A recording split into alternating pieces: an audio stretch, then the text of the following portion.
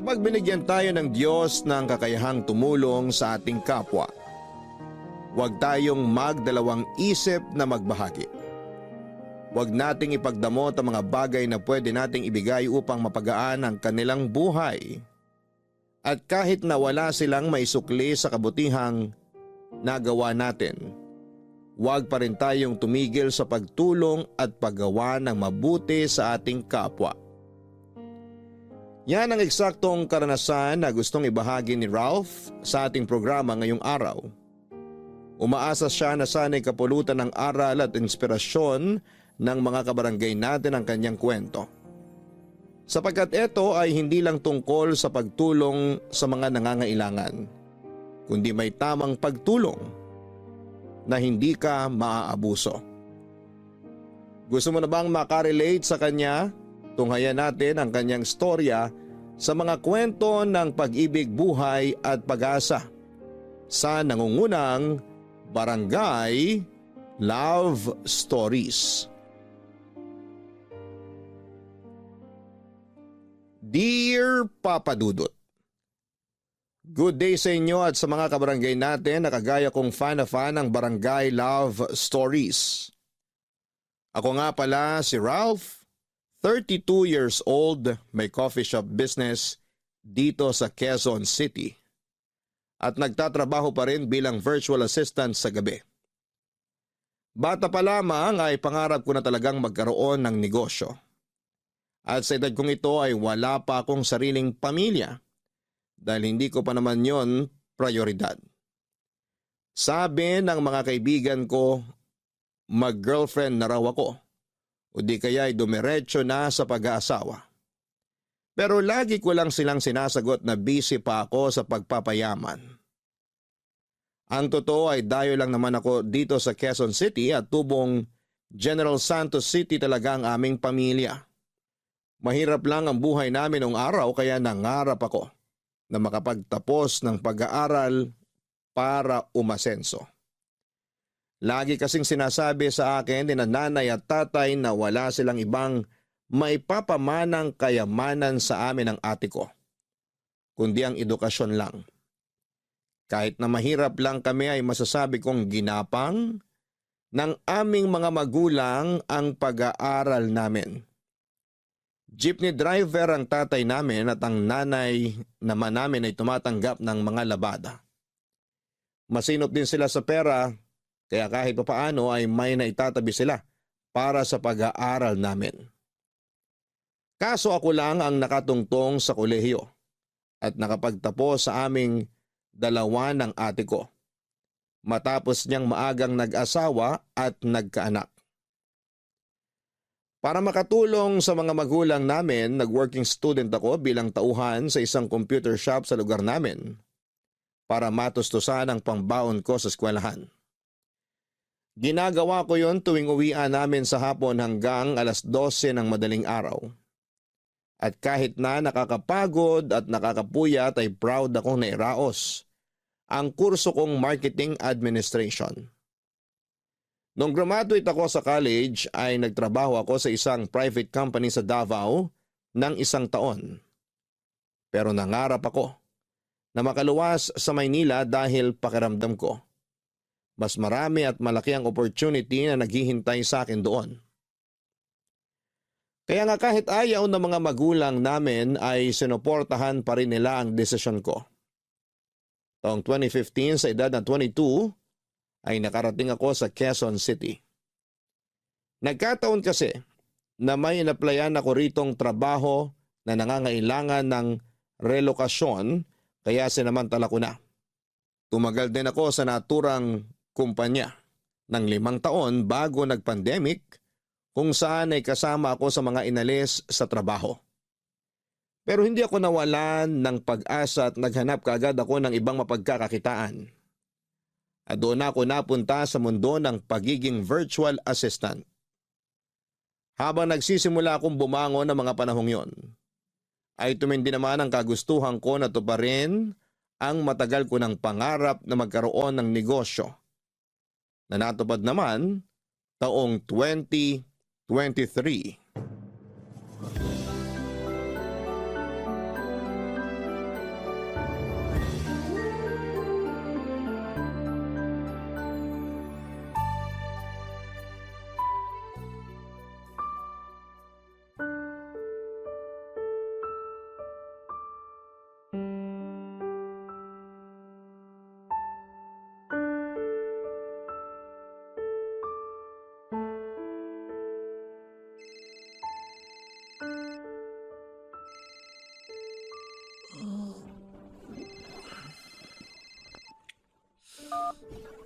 Hello? Hello, Ralph? Sino to? Anong sino to? Ako to, yung ate mo. Ay, sorry ate. Kagigising ko lang eh. Wow, tanghaling tapat na ngayon ka palang gigising. Iba talaga kapag mayaman na. Ayos lang kahit tanghaliin ng gising at hindi masyado magbanat ng buto. Ano ka ba? Hindi ako mayaman. Kaya ako tinanghali ng gising kasi napuyat ako sa trabaho ko kagabi. Sus, maniwala ako sa'yo. Baka iniime mo lang ako ah. Anong inieme? Chinacharot, niloloko. Baka sinasabi mo lang na nagtatrabaho ka sa gabi para yun ang paniwalaan namin dito sa probinsya. Pero ang totoo, pag gimmick-gimmick ka na lang. Yun ang totoo. Napuyat ako dahil sa trabaho. Bakit naman ako magsisinungaling sa inyo? Baka kasi akala mo na hindi pa namin alam ni nanay at tatay dito, isama mo na rin yung iba nating kamag-anak na nakapagbukas ka na ng negosyo dyan sa Manila. Ayaw mo lang ipaalam sa amin na big time ka na at asensado. Unang-una, di ko naman tinago sa inyo na may negosyo na ako dito. Alam nyo naman na matagal ko ng pangarap yun, di ba? Ipinangalan ko pa nga kina nanay at tatay yung coffee shop ko eh. Pangalawa, may binabayaran ako mga tauhan at renta ng pwesto. Kaya kailangan ko pa rin magtrabaho. Kabubukas pa lang ng coffee shop ngayong taon. Hindi pa masyado kumikita yun. Kaya saan galing yung mga pinagsasabi mo na chinacharot ko kayo? Tsaka sinong big time? Para sabihin ko sa'yo ate, may mga binabayaran pa rin akong bills dito. Nagigipit pa rin ako. Kumpara naman sa buhay namin dito sa probinsya, nasa mas maayos sa kalagayan ka naman dyan sa Manila eh. Siyempre ang hirap-hirap kaya na may tinataguyod na mga anak. Buti ka nga solo mo lang ang pera mo, eh ako, wala lang ang pera. Kung meron man, hahatiin ko pa sa mga anak namin ang kinakasama ko. Uy, teka. Hindi naman tama na isumbat mo sa akin yung mga pinagkakagastusan nyo ng pamilya mo. Hindi ko naman sinusumbat. Pero nagkukumpara lang ako ng ganito o ganyan. Kaya wag na wag mong sasabihin na nagigipit ka. Kasi mas may gipit pa rin sa'yo at kami yun ng pamilya ko rito sa probinsya. Ay, bakit ka ba tumawag, te? Kung wala ka nang sasabihin, ibababa ko na to. Gusto ko pa matulog. Inaantok pa ako. Ha? Ay, ano kasi? Sige na ate, tsaka na tayo mag-usap. Mamaya na, para ka naman tanga eh. Wow, ako pa talaga yung tanga? Sino pa nga ba? Eh tayo lang naman magkausap dito. Bakit ka nga kasi tumawag? Ito naman eh, masyadong mainipin. Ano nga kasi? Inaantok na ako, bababa ko to. Uutang sana ako. Ano? Ano ba yan? Ulit-ulit naman eh. Sabi ko, uutang sana ako. Kasasabi ko lang na marami rin akong gastos dito, di ba? Oo nga. Pero may inaasahan ka naman pera na susweldohin dyan sa trabahong sinasabi mo. Idagdag mo pa yung negosyo mo. O di ba? Tiba-tiba ka rin eh. Ang labo ng katwiran mo. Hindi nga ako tiba-tiba dito. Hindi raw. Ganun na rin yon. Kaya pautangin mo na ako kasi sobrang gipit kami ngayon. Alam mo ba, sunod-sunod kami nagkasakit ang mga pamangkin mo. Ubo, sipon, tsaka lagnat. Hawa-hawa na. Wala na rin kaming bigas na maisasaing. Kaya lalo ko nangangayayat eh. Yung kinakasama ko naman sakit ng ulo pa rin. Tapos yung iba mong pamangkin ay sarili lang iniisip. Kulang na lang mapanot ako sa konsumisyon. Kaya maawa ka naman sa akin na ate mo. Ibabalik ko naman sa iyo yung perang uutangin ko eh. Alam ko na pinaghirapan mo yun. Sige na Ralph, pautangin mo na ako. Ay, ano pa nga bang magagawa ko? Alam ko naman hindi mo ako titigilan hanggat di kita pinauutang eh. Wala lang talaga ako malalapitan. Kapag sa iba naman ako umutang, itutubuan nila ng malaki. Kaya imbis na makabayad ako agad, lalo kong nalulubog. Kaya parang awa mo na. Pagbigyan mo na ako. Palibasa, alam mo na hindi kita matitiis. Salamat talaga Ralph. Hulog ka ng langit.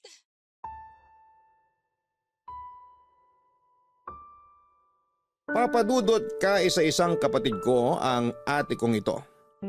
Mas matanda siya sa akin ng 13 taon at kahit na nasa Jensen pa ako ay hindi talaga kami lumaking malapit sa isa't isa. Pero hindi naman kami magkaaway ng todo-todo. Siguro ay ganun talaga, hindi porke iisang puno ay pareho na ang bunga.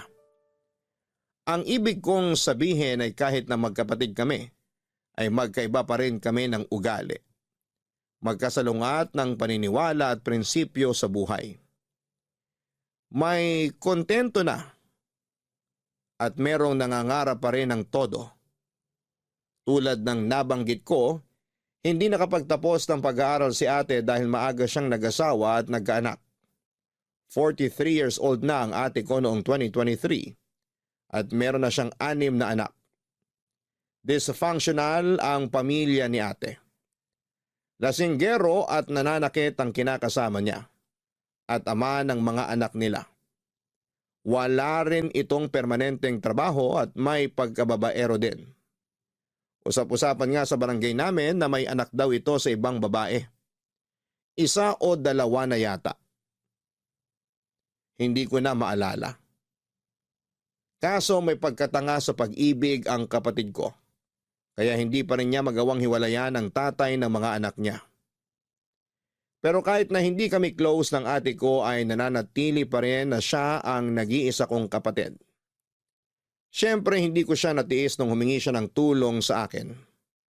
Agad ako nagpadala ng pera para pangkain nila at panggastos sa probinsya.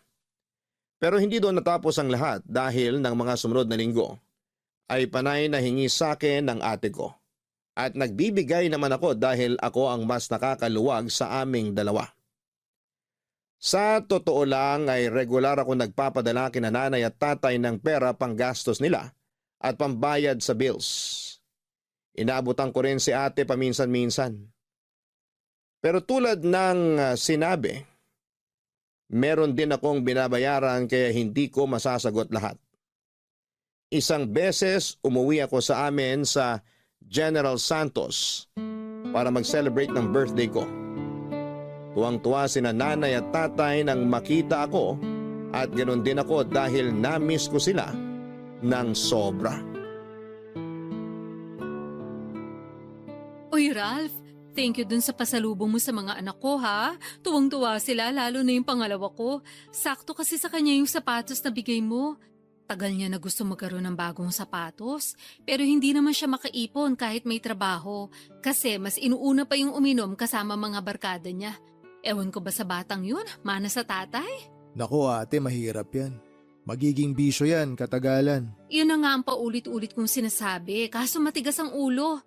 Hindi na raw siya bata para pagsabihan ko pa, kasi alam naman daw niya yung ginagawa niya. Ilan taon na ba ulit yung pangalawa mo? 24. Sunod-sunod lang naman yan sila. 25 na yung panganay ko, tapos 20 anyos naman yung bunso. Si Janice yung nag-aaral, tama, di ba te? Siya na lang yung nag-aaral sa mga anak mo? Oo, patapos na siya ng senior high school ngayong taon. Buti mayroon pa sa mga anak mo na desididong mag-aral, na gusto makapagtapos. Akala ko lahat sila gusto na magtrabaho eh. Tapos yung iba nagtatrabaho nga, pero hindi pa rin regular na nakakatulong sa bahay. Kumbaga, palaasa pa rin kesyo maliit lang naman daw ang sweldo nila at pansarili lang madalas. Ang hirap din pala ng sitwasyon nyo, ate. Mismo. Kaya pasensya ka na talaga kung panay utang ako sa'yo, ha? Bumubuelo pa lang din ako ng pambayad, kaso kapag nakakahawak ako ng pera, nagagastos ko rin. Siyempre, alangan di kami kumain, kawawa naman kami. Ay, buti ka pa nga, wala ka pang anak. Kaya sa'yo lang napupunta yung sweldo mo. Marami rin akong pinagkakagastusan, kaya hindi ko rin nasusolo yung sweldo ko. Nasabi ko lang naman yun kasi tingnan mo ko. Naturing nga maraming anak pero karamihan pulpol at hindi naman maaasahan. Parang ang malas-malas ko sa mga anak ko. Kung alam ko lang na magiging suwail sila at palasagot sa akin pagtanda, aba, sana pinalaglag ko na lang sila nung buntis pa lang ako. Ano ba mga pinagsasabi mo dyan, ate? Matakot ka nga sa Diyos. Wala na akong kinatatakutan kasi naranasan ko ng magutom at maghirap ng todo-todo. At saka kung totoong may Diyos, bakit ganito kamiserable ang buhay namin? Bakit di ako binigyan ng mga anak na hindi ko naman pala makakatulong sa buhay? Pati na rin kinakasama, sakit sa ulo. Sakit din sa bulsa dahil wala ring maayos na pinagkakakitaan. Pero di ba choice mo naman yan? Anong choice ko? Na magrebelde kina nanay at tatay nung araw. Hindi ka pumapasok sa eskwelahan para makipagkita ka sa boyfriend mo noon. O at least kayo'y nagkatuluyan ngayon. Di ba mas ginusto mo naman na mag-asawa na lang agad kesa magtapos ng college? Kasi ang dahilan mo gusto mo na lang magtrabaho. Inaani mo lang yung mga tinanim mo noon. Sobra ka naman. Nakaraan na yun eh. Bakit ang hilig mo pang ungkatin? Hindi ko naman inuungkat. Sinasabi ko lang. Kasi nagawa mo pang sisihin ng Diyos sa maling choices mo sa buhay. Eh ikaw naman lahat na may kasalanan kung tutuusin. Oy. Grabe ka na talaga sa akin ha. Baka nakakalimutan mong ate mo pa rin ako. At 13 taon pa rin ang tanda ko sa'yo. Hindi porket nakapagtapos ka ng pag-aaral, may sariling negosyo at asensado, may karapatan ka ng panghimasukan ng buhay ko. Buhay ko to, choice ko to. Kaya nga, alam ko, buhay mo yan, choice mo yan. Sorry, pero nagsasabi lang naman ako ng totoo. Pumreno ka pa rin kasi nakakasakit ka na eh. Ikaw nga hindi kita pinakikialaman sa mga choice mo. Oo na, sige na, pepreno na sa susunod. O mabalik tayo kay Janice. Yung bunso ko, alam mo, pangarap niyan makapagkolehiyo. Kaso wala naman kaming pantustos sa pag-aaral niya. Sabi nga ng ama niya, tumigil na siya sa pag-iilusyon na makakapagtapos pa sa college.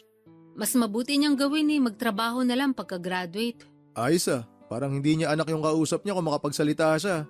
Tsaka sobra naman yung nag-iilusyon. Buti nga masipag yung bata Gustong gusto makapagtapos ng pag-aaral. Ganun talaga pag hindi nakatungtong sa eskwelahan. Bopols. Pero ayun nga, gustong-gusto talaga ng pamangkin mo na mag-aral. Idol ka niya Gusto kanyang tularan pagdating ng panahon. Yun bang asensado sa buhay? Alam mo, masipag mag-aral yung anak ko Pwede mo ba siyang tulungan na matupad yung pangarap niya na makapagkolehiyo? Sige na, pag-aralin mo naman yung pamangkin mo. Papadudot bunso sa 6 na magkakapatid si Janice at siya lang ang nag-aaral sa kanila ng panahong yon. Bulakbol kasi ang ibang mga anak ni ate at kahit na anong paalala sa kanila ni nanay at tatay na mag-aral ng mabuti, ay nauuwi pa rin sila sa paglalakwatsa. Lahat ng mga pamangkin ko liban kay Janice ay nagtatrabaho na kasi sinabi raw sa kanila ni ate na kung hindi rin naman sila mag-aaral, ay mabuti pang magbanat na lamang sila ng buto para makatulong sa kanilang pamilya. Kaso hindi ko akalain na may mas ilalala pa pala ang iba kong mga pamangkin. Ramdam ko ang stress ng ate ko pero naisip ko na ganon din naman siya noong kabataan niya sa mga magulang namin. Sa kabila ng lahat ay napag-isip-isip ko rin na butit meron pa rin kahit isa sa mga anak ni ate ang interesado at porsigidong mag-aral at yun nga si Janice. Kaya hindi na ako nagdalawang isip na tulungan siya. Papadudot kong ilalarawan ko ang pamangkin ko ay masasabi kong mahiyain siya at matipid magsalita. Ganon daw talaga ang ugali niya ayon sa ate ko. Nang dumating nga ako sa amin ay mabibilang ko lamang sa mga daliri ko sa kamay ang pagkakataon na nag-usap kami. Puro pa yun small talk tulad ng maiksing kumustahan lang. Pero naiintindihan ko naman dahil noon lang din kami nagkita, Papadudot. Sa kabila ng lahat ay noobserbahan ko ng mabuti si Janice at base naman sa nakita ko ay desidido talaga siya na makapag-aral. Bukod doon ay lagi rin siyang binibida sa akin ng ate ko. Kaya naman habang tumatagal ay mas nakumbinsi ako na tulungan ang pamangkin ko na makapag-aral. Hindi naman ako mayaman pero sa aming dalawa ni ate ay ako ang mas nakakaluwag. Turo sa amin ng aming mga magulang na tumulong, lalo na kung meron kaming kakayahan. Kaya bago ko bumalik sa Maynila, ay nagabot ako ng pera sa ate ko, pang-enroll ng aking pamangkin.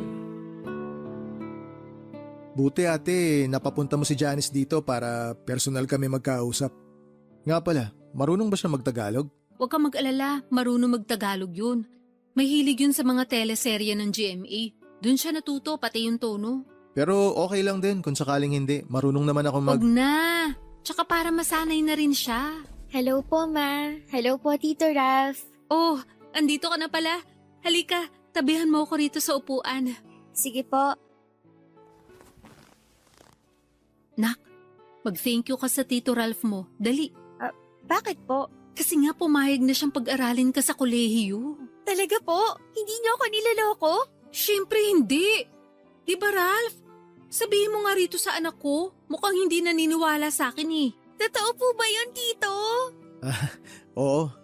Naobserbahan ko kasi na masipag ka mag-aral. Tsaka laging sinasabi ng mama mo na gustong-gusto mo raw makapag-college. Gustong-gusto ko po talaga. Kaya nga nung sinabi sa akin nila Mama at Papa na wala silang pampaaral sa akin, nalungkot po talaga ako. Alam mo naman mahirap lang ang buhay natin, di ba? Sana naiintindihan mo na yun. Tsaka kayong lahat ginagapang naman namin kayo ng papa nyo. Hindi lang talaga tayo tinatamaan ng swerte. Puro lintik at kamalasan tumatama sa atin. Sawing palad, kumbaga. Kaya nga inawitan ko tong tito mo na baka pwede kanyang tulungan na makapag-aral sa kolehiyo. Buti pumayag siya kasi malaking bagay yon. Kaya ano pang hinihintay mo? Mag-thank you ka sabi. Opo, Ma. Thank you po, Tito Ralph. Malaking bagay po yung tulong nyo. Pangako, aayusin ko po ang pag-aaral ko para matuwa naman kayo. Ngayon pa lang natutuwa na ako sa'yo kasi nagsisikap ka talaga. Sana ipagpatuloy mo yan kahit na di magiging madali pag nasa college ka na. Hindi naman sa tinatakot kita pero iba kasi dun eh. Ibang-iba ron kesa sa senior high. Talaga? Sasakit ba ulo ng anak ko dyan? Ma naman eh. Siyempre, depende yon kung paano ko i-handle yung emotions ko. Saka marami na rin naman po akong naririnig na mahirap daw sa college. Yung ibang mga kaklase ko tuloy ayaw nang mag-aral pagka-graduate namin. Tingin mo, kakayanin mo. Siyempre po. Tama ang anak mo ate. Depende sa tao kung paano niya i-handle yung emosyon niya. Pero Janice, sana kahit na challenging ang college life, tapusin mo pa rin. Huwag mong susukuan. Sa bagay. Tingnan mo nga ikaw, nakatapos ka. Dapat gayahin mong tito mo, nak ha. Masipag, matyaga at may mataas na pangarap sa buhay. Opo, idol na idol ko nga yang si Tito. Maiba tayo. Meron ka bang kurso na plano mong kunin? Gusto ko po sanang mag-teacher, kaso sabi ni Mama, kuhain ko raw po yung katulad ng kurso na kinuha nyo. Tama naman. Kasi dyan yumaman ng tito mo. Si ate naman paulit-ulit eh. Sinabi nang hindi nga ako mayaman. Hindi pa mayaman. Pero yayaman ka rin. Mas yayaman. Ayaw mo ba nun? Huwag ka kasi masyadong nega at kontrabida. Dapat kahit hindi pa, sinasabi mo mayaman ka na para lalo magkatotoo. Gayahin mo ko. Lagi kong sinasabi sa mga kamag-anak natin na maayos ang pamilya namin ang kinakasama ko. Na maswerte ako sa mga anak ko. Hindi pa nga lang nagkakatotoo pero alam ko papunta na rin yun doon. Ay nako, ibang klase ka talaga mag-isip. Siyempre, bihira lang magkaroon ng utak na ganito sa akin, no? Sorry, Tito, kung masyadong kakaiba mag-isip si Mama. Ano ba kasi masama sa pag-iisip ko? Wala naman, pero kakaiba lang po. Kung sampalin kaya kita, Grabe naman po kayo. grabe talaga ako. Alam ng tito mo yan eh, pati ng lolo at lola mo. Tsaka ng mga kapitbahay natin at mga kamag-anak natin. Alam mo ate, yung mga ganyan mo, hindi mo dapat pinagmamalaki yan. Ay teka, isa ka rin eh. Kung grabe ako, mas grabe ka sa akin. Nagsasabi lang naman ako ng totoo no. Ikaw ang grabe. Nakuha mo pa talagang ipagmalaki sa anak mo yung mga kabulastugan mo noon? Tama naman sinabi ni Tito, kaya wag niyo na po siyang pagdiskitahan, Ma. Ay naku, pinagtulungan niyo pa ako magtito. Nakakainis kayo ha. Lo, si Mama. Akala mo naman susuyuin namin siya. Papadudot masaya si ate sa perang ibinigay ko para makapag-enroll sa college si Janice. Dinagdagan ko pa yon ng sobra para may pambili ng uniform at gamit sa eskwelahan ang pamangkin ko. At nagdagdag ulit ako matapos sumirit ni ate. Pero aminado ako na nagipit ako ng kaunti dahil sakto na lamang pamasaya at allowance ko pabalik sa Maynila ang perang natira sa akin. Kinailangan ko patuloy galawin ang savings ko at mag-withdraw para meron akong extra money. Sa awa naman ng Diyos ay nakauwi naman ako ng matiwasay sa nirerentahan kong apartment sa QC. Fast forward. Nakagraduate na sa senior high school si Janice at inimbitahan ako ng ate ko na pumunta sa graduation ceremony niya. Pero hindi ako nakauwi dahil marami akong trabaho na mapipending at busy rin ako sa negosyo ko. Pero nag-send naman si ate ng picture ni Janice sa messenger. Nakuha nung graduate siya, kaya masaya pa rin ako. Nag-reply ako ng congratulations sabay hirit ni ate na kung pwede raw regaluhan ko ang pamangkin ko kasi wala naman daw itong natanggap na graduation gift. Pero wala naman akong maisip na pwedeng iregalo para kay Janice kaya sa huli pinera na lamang ni ate. Siya na lang daw ang bibili ng regalo para sa anak niya at sasabihin niyang galing sa akin. Mabilis na lumipas ang isang buwan, isang hindi inaasahang tawag ang natanggap ko mula sa pamangking kong si Janice Papadudut.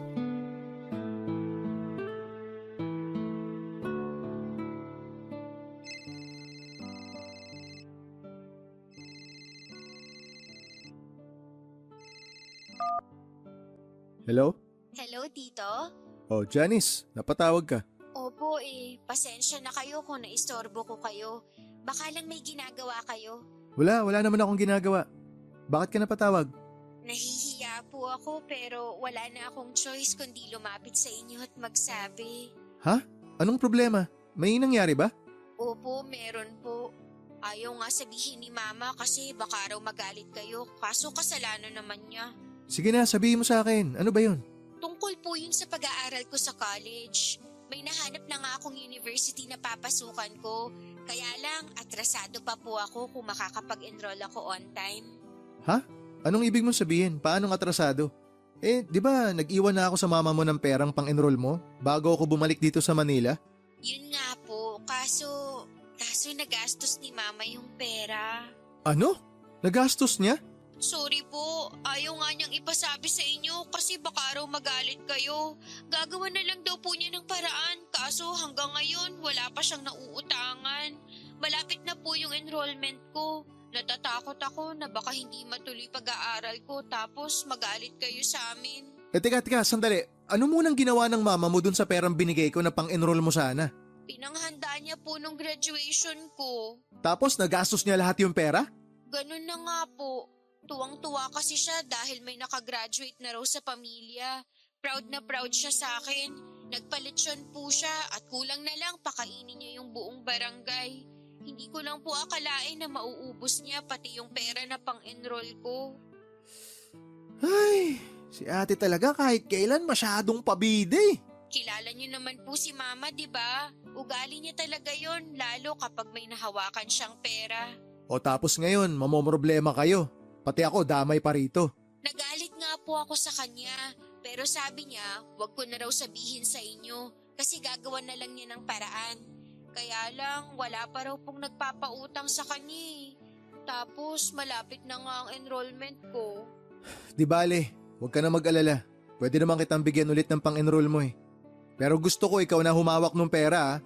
Napakabulagsak kasi talaga ng mama mo eh. Nakakabuwisit. Opo, Tito. Sorry po ulit kasi nadoble pa yung gastos nyo. Hiyang-hiya po ako pero wala naman po akong malapitan. Hayaan mo na yon. Na-appreciate ko nga na nagsabi ka sa akin. Tama rin na nilapitan mo na ako agad. Hindi mo na pinatagal kesa naman di ka nakapag-enroll. Gusto ko talaga na tulungan ka sa pag-aaral mo. Sabi ko nga sa'yo noon, naoobserbahan ko na masipag ka mag-aaral tsaka determinado ka na makapagtapos. Ituloy mo lang yan. Sigurado ako na malayo mararating mo sa buhay oras na may hawak ka ng diploma. Yun nga po yung nasa isip ko palagi na mas marami ang oportunidad na magbubukas sa akin kapag nakagraduate na ako sa pag-aaral. Ayoko po na gumaya sa mga kapatid ko na mga tinamad na lang mag-aral at nagtrabaho na lang. Tapos hindi rin naman nakakatulong kina mama at papa. Pangarap ko rin po na tumulong sa pamilya namin para kahit paano makaahon kami sa kahirapan. Nakikita ko kasi sa iyo yung kabataan ko nung araw. Ganyan-ganyan ako kadeterminado na makagraduate. Kahit na mahirap, kahit na walang bilib sa akin yung mama mo nun, nagpatuloy pa rin ako. Ginawa ko na lang inspirasyon yung lolo't lola mo para abutin yung mga pangarap ko. Kaya sana ganun din yung gawin mo. Opo, pangako ko po sa inyo na hindi ko sasayangin yung tiwala niyo sa akin. Mag-aaral po ako ng mabuti para maibalik ko lahat ng mga tulong niyo sa akin. Mag-aral ka para sa sarili mo, para sa mga pangarap mo. Pagtuunan mo ng pansin kung paano ka makakapagtapos. Magsikap ka. Huwag mo na munang masyadong isipin kung paano mo maibabalik sa akin yung tulong na ibibigay ko sa'yo. Hindi naman po pwedeng hindi ko yun isipin. Siyempre, nakakahiya pa rin po. Kung tutuusin, hindi nyo naman po ako responsibilidad. Pero nang dahil sa pangarap ko, naobliga pa kayong tulungan ako. Wala namang kaso sa akin yun. Pamangking kita eh. Pamilya tayo. Turo sa amin ng lolo't lola nyo na kung meron kaming kakayanan na tumulong, huwag kami mag-alinlangan. Salamat po talaga. Napakaswerte ko dahil meron akong mabait na tito.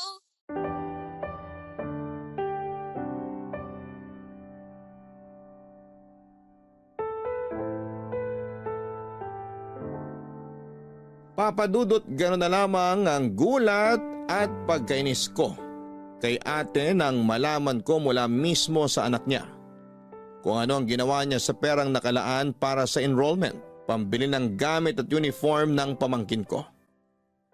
Pero pinigilan ko pa rin ang sarili ko na magalit dahil ayokong ipakita kay Janice.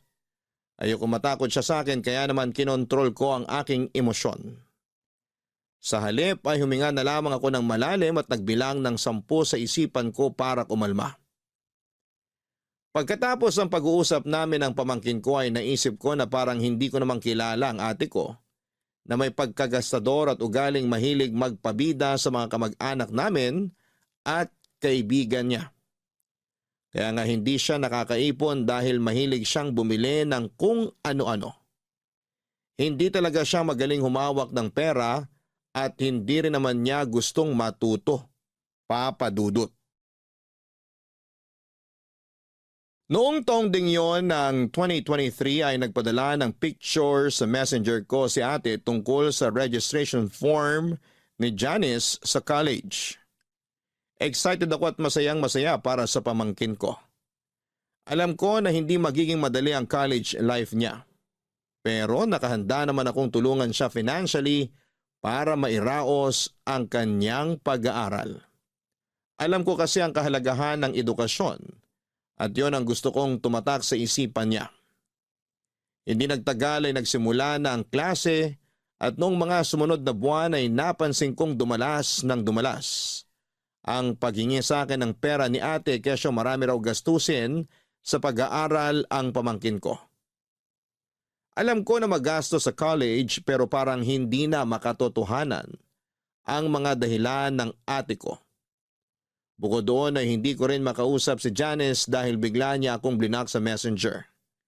Kaya hindi niyo ako masisisi kung magdududa ako dahil meron ng reputasyon ng pagiging sinungaling ang ate ko. Isang araw ay naisip kong umuwi sa amin nang hindi pinapaalam sa pamilya ko. Gusto ko silang sorpresahin pero hindi ko akalain na ako pala ang masosorpresa. Kung di pa ako umuwi rito, di ko pa malalaman na buntis na pala si Janice. Pwede bang hinaan mo lang ang boses mo? Mamaya marinig ka ng mga kapitbahay natin, edi na chismis pa tayo. Buti pa sa mga kapitbahay may hiya ka, pero sa akin wala. Sobra ka namang magsalita. Bakit? Totoo naman eh. Sige nga, ipaliwanag mo. Kung may hiya ka talaga sa akin, kailan mo planong sabihin na buntis na pala yung anak mo? Sasabihin ko rin naman sa'yo, kaso bumubuelo pa ako eh. Baka magulat ka eh. Malamang, magugulat talaga ako. Sabi huwag kang sumigaw, natuturete ako sa'yo eh. Sa anak mong nabuntis, di ka natotorete? Dapat nag-aaral siya. Di sayang na ngayon yung pagkakataon. Imbis na makakatapos siya ng college, mag-aalaga na ng bata kasi nga magiging nanay na. Yun nga, hindi ko na nasubaybayan. Meron pala nakamabutihan dun sa eskwelahan. Tapos ayan na nga yun nangyari. Dapat kasi nabantayan mo yun. Paano ko malalaman yun? Sige nga. Bakit akong tinatanong mo? Dapat tanungin mo yung sarili mo. Kakausapin ko yung anak mo. Sa susunod na lang, stress yung anak ko eh. Huwag mo nang dagdagan. Ha? Paano siya na-stress? Ginusto niya yan tapos stress siya ngayon? Hindi kasi siya pinanagutan nung nakabuntis sa kanya. Tinakasan siya nung mokong na yun nung sinabi niyang buntis siya. Ay, anak naman talaga ng teteng oh. Kaya nga palipasin mo na. Sa susunod mo na lang kausapin pero wag mo namang pagalitan. Kawawa naman yung anak kong yun, baka mapano. Alam mo, kasalanan mo talaga lahat to ate. Paano ko naman naging kasalanan? Kasi masyado mong kinukonsinti yung anak mo. O yan tuloy kasi naging masyado kang maluwag. Naging masyado kang pabaya. Baka nakakalimutan mo na 20 anyos na siya, hindi na siya teenager. Tinan mo kung gaano kabaluktot yung katwiran mo. Rason na pala ngayon yun. Porke 20 na, pwede na magbuntis. Pwede na maging ina. O ibabalik ko sa iyo yung sinabi mo. Baka nakakalimutan mo ate. Ako ang nagpapaaral sa anak mo. O paano ngayon yun? Di hinto siya sa pag-aaral. Tungkol sa bagay na yan. O bakit ka natigilan dyan? Ituloy mo yung sasabihin mo. Ang totoo, tumigil na si Johnny sa pag-aaral eh. Ayaw na raw niyang pumasok, gawa ng nahihiya na siya sa mga kaklase at propesor. Ano? Tumigil na pala yung anak mo sa pag-aaral eh. Ba't tuloy-tuloy ka pa rin sa paghingi ng pera sa akin? Sinasabi mo para sa pang-aral niya. Kasi nga, Bumabwelo pa ako kung kailan ko sasabihin sa'yo yun nangyari. Tapos sabi ng pamangkin mo nahihiya daw siya sa'yo. Kaya ka nga niya blinak sa messenger ba yun? Nakita raw niya na marami kang chat sa kanya kaya nataranta siya. Natakot din siya na magalit ka sa kanya. Siyempre, magagalit ako sa kanya, pati na rin sa'yo. Ilang beses nyo na ako niloko? Binibilog nyo lagi yung ulo ko? Kakapal na mukha nyo? Sobra ka naman. Para naman sa pamangkin mo yung pera na hinihingi ko sa'yo. Sa palagay mo, saan ko kukunin yung pera na panggastos sa check-up at mga kailangan sa pagbubuntis ng pamangkin mo? Kung makapagsalita ka naman, akala mo hindi ka nakakasakit ng damdamin? Nasasaktan ka. Kasi masasakit yung mga naririnig mong salita sa akin. Ako, ano kayang nararamdaman ko ngayon? Ang hirap kasi sa'yo, damdamin mo lang yung palaging mahalaga eh. Nangyari na nga kasi. Buntis na yung anak ko. Ano pa bang gusto mong gawin ko? Gusto mo ba na ipalaglag na lang natin yung dinadala niya? O tapos ngayon hihiritan mo ako ng ganyan. Para ka naman tanga ate. Kilabutan ka nga sa mga sinasabi mo. Ikaw lang naman iniisip ko. Mukhang apektado ka sa nangyari. Ako nga na nanay niya kalmado lang. Iba talaga pag intindi mo sa mga bagay-bagay, no? Hindi mo talaga makuha kung saan ako nanggagaling? Kung bakit ako ganito ka-apektado? Sige nga, ipaintindi mo sa akin. Sige, ipapaliwanag ko sa'yo para makuha mo. Apektado ako kasi naniwala at nagtiwala ako kay Janice na mag-aaral siya ng mabuti dahil may pangarap siya na makapagtapos. Yun din yung lagi mo sinasabi sa akin eh, di ba? Na masipag yung anak mo, na gusto niyang umasenso, kaya gusto niya makapag-college. Na ako ang naglalabas ng pera sa lahat ng pangangailangan niya. Mula pang matrikula hanggang sa baon niya, ako ang nagpapadala. O tapos ano nangyari? Nabuntis siya. Nagpabuntis siya. Oh, sana naman ngayon gets mo na kung bakit ako ganito kaapektado. Ang akin lang naman, tanggapin na natin kasi nandyan na yan. Tama ka. Tanggapin na lang. Nandyan na eh. Pero tanggapin nyo rin na desisyon ko na hindi kayo tulungan. Aba, sobra ka naman. Parang hindi mo kami pamilya. Papa Dudut, hindi ko akalain na ako ang masosorpresa sa pag-uwi ko sa amin sa Jensan. Noong nalaman kong buntis ang pamangking ko at tuminto na pala sa kanyang pag-aaral. Bale hindi nga niya natapos ang unang semestre pero pinalabas ng ate ko na pumapasok pa rin siya sa eskwelahan para patuloy na makahingi ng pera sa akin. Kaya pala ibang kutob ko ng mga panahong yon. Buti na lamang nakinig ako sa instinct ko na umuwi sa amin para malaman ang katotohanan. Magaling din kasing magtago ang ate ko kaya wala ring kaideya-ideya ang iba naming kamag-anak pati na sina nanay at tatay. Sobrang dismayado nga nila nung malaman ang nangyari pero sa huli ako pa rin ang pinalabas na masama ng ate ko matapos ako magdesisyon na tumigil na sa pagpapadala ng pera sa kanila. Sobra din ang pagkadismaya at frustration ko kay Janice kasi akala ko ay iba siya sa mga kapatid niya. Pero sa huli mukhang mas masahol pa siya dahil sa ginawa niya. Habang nasa probinsya ko ay ilag sa akin si Janice. Pero kitang-kita ko na walang pagsisisi ang pamangkin ko at mukhang nasa loob lang pala ang kulo niya. Sa huli nang nakabalik na ako sa Maynila ay nalaman kong pinagkalat ng ate ko sa iba naming kamag-anak na masama ang ugali ko porque nakakaangat na ako sa buhay. Pero dahil sa malayo naman ako ay pinilit kong huwag magpaapekto. Mabilis na lumipas sa mga buwan at nalaman ko na nanganak na si Janice at laking gulat ko nang binalita sa akin ni nanay na kinuha pa akong ninong ng anak ng pamangkin ko. At imbitado pa talaga sa binyag noong baby. Ayoko sanang pumunta pero hindi na ako nakatanggi sa pakiusap ng nanay at tatay namin. Taong 2024 nang umuwi ulit ako sa Jensan para umaten sa binyag ng anak ni Janice. Buti naman, umuwi ka dito sa atin sa probinsya para umattend ang binyag ng baby ni Jen. Wala naman ako magagawa eh.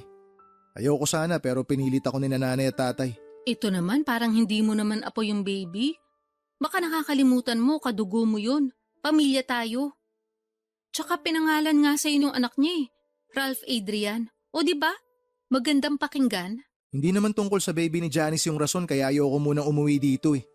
Baka nakakalimutan mo. Siniraan mo ako sa mga kamag-anak natin. Pinagkalat mo na masama ugali ko dahil tumigil ako sa pagbibigay ng pera sa inyo. Salamat sa iyo hanggang ngayon ang sama ng tingin sa akin ng ibang kamag-anak natin. Yung kinakasama mo nga pinandilatan pa ako ng mata nung magkita kami kanina eh. Akala naman niya matatakot ako sa kanya. Malaki naman talaga mata nung kinakasama ko. Kaya pagpasensyahan mo na. Tungkol naman dun sa iba nating kamag-anak, huwag ka mag-alala. Kasi sinabihan ko na naman sila na hindi totoo yung pinagkalat ko tungkol sa'yo nun. Na nagalit lang talaga ako dahil tinigil mo yung pagtulong sa amin ng anak ko matapos mong malaman yung nangyari. Pero baka hindi pa rin sila nakaka-move on.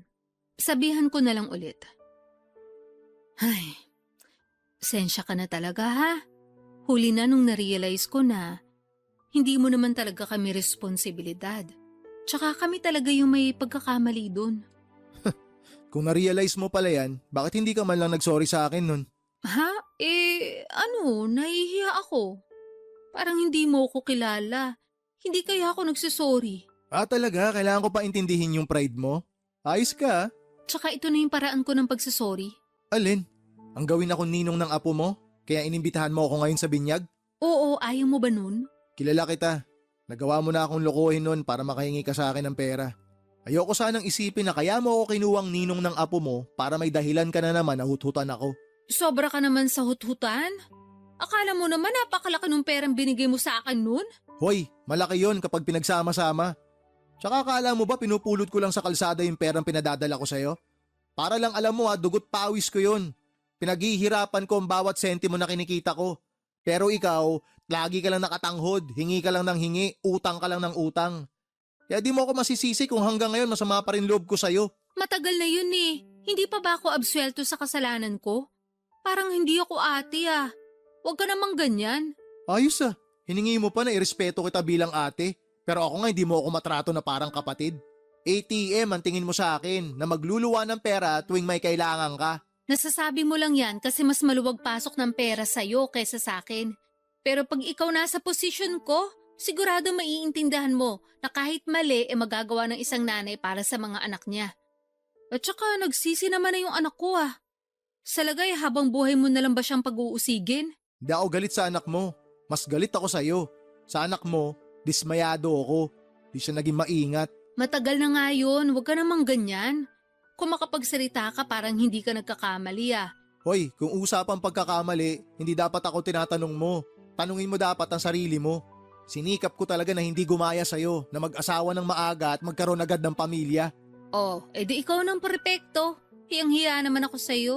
Ewan ko sa'yo ate, wag mo na nga ako pinagkakausap. Tumatanda kang paurong. Kailan ka kaya magmamature? Excuse me, matured na ako no? Talaga? Asa ka? Nakakasakit na talaga ng damdamin yung mga sinasabi mo sa akin ah. Yan, buti naman nasasaktan ka. Ibig sabihin, hindi ka pa manhid. Tsaka wag mo asahan na magsusorry ako sa'yo. Di ka nga marunong magsorry. Ay, sige na, alis na ako. Doon na ako kina nanay. Pagod na ako. Sandali lang naman. Ano ba yun? Huwag ka munang umalis. May sasabihin pa ako. Sabihin mo na yung sasabihin mo. Gusto ko na umuwi. Papadudot, gusto ko sanang maging casual lang ang pakikitungo ko kina ate at sa pamangkin ko noong umuwi ako sa Jensan. Pero bago ko humarap sa kanila ay nakiusap ang mga magulang namin na magbati na kami. Sinabi ni nanay na patawarin ko na raw si ate dahil nagawa lang naman niyang lokohin ako. Kasi desperado siya na makahingi ng pera na ginagamit din naman para sa pamangkin ko nung hindi ito panagutan ng nakabuntis dito. Aminado ako na nakonsensya ako nang putulin ko ang pagtulong sa kanila dahil sa galit ko. Kaya nga kahit naiilang pa ako noon nakausapin sina ate at Janice, ay sinantabi ko na lamang ang mga nangyari sa nakaraan. Muli kong binuksan ang puso ko para sa kanila lalo na at magkakadugo kami. Ayoko rin namang magkaroon ng kagalit sa katauhan pa ng sarili kong kapatid at pamangkin. Kaya nga pinakinggan at pinag-isipan ko ang bago nilang hiling sa akin na tulong tungkol sa paghahanap ng trabaho ni Janice sa Maynila. Papa Dudut, pinag-isipan ko ang sinabi ni ate na papasukin ko si Janice sa coffee shop ko. Bagaman wala pang bakante at nag-aalinlangan ako nung una ay tinanggap ko pa rin si Janice para maging barista sa coffee shop ko. Nag-decide ako na sumailalim siya sa training para mas maging handa sa trabaho namin. Noong binalita ko kay ate ang desisyon kong yon ay tuwang-tuwa siya. In fact, excited na siyang paluwasin sa Maynila ang anak niya. Kaso ay meron nga lang isang problema. Wala silang pambili ng ticket sa eroplano para makapunta rito si Janice. Dahil doon ay ako ang nag-sponsor ng plane ticket at binigyan ko rin ng pocket money ang pamangkin ko para makaluwas siya ng Maynila. Nang dumating siya rito ay sinundo ko siya sa airport at kitang-kita ko ang magkahalong pagkamangha at kagalakan sa kanyang mga mata. Paulit-ulit niyang sinasabi sa akin na pangarap niyang makaalis sa probinsya namin at natupad na raw yon nang sa wakas ay nakaapak na siya sa Maynila. Bali ang setup namin ay sa shop matutulog si Janice dahil maliit lang ang apartment ko. May espasyo naman siya doon na magagalawan niya kahit papaano. Hindi na rin naman kumontra ang ate at pamangkin ko sa desisyon kong yon. Since ako naman ang nagbigay ng trabaho kay Janice at ako rin ang magpapasweldo. Hindi nagtagal ay nagsimula na si Janice sa pagtitraining bilang barista sa coffee shop ko. Ipinagkatiwala ko siya sa isa kong tauhan na bihasa sa ginagawa namin at nagsisilbi ko ring team leader. Kaso makaraan lang ang 2 linggo ay meron siyang nareklamo sa akin tungkol sa pamangkin ko.